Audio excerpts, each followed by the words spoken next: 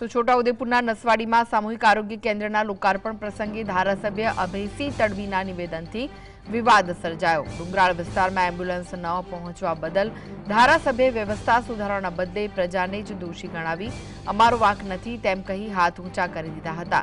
નોંધનીય છે કે છેલ્લા એક અઠવાડિયામાં 3 સગર્ભાઓને જોડીમાં નાખીને હોસ્પિટલ લઈ જવાની ઘટનાઓ સામે આવી છે।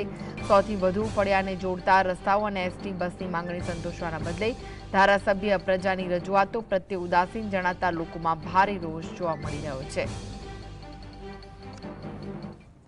ટેકરા પર ઊંચું મકાન છે, ટેકરા પર મકાનોમાં તો 100 જાય ખરી ભાઈ જાય, પણ રોડ બધે રોડ બની ગયા છે, નીચે તો આપણે લાવવું પડે ને।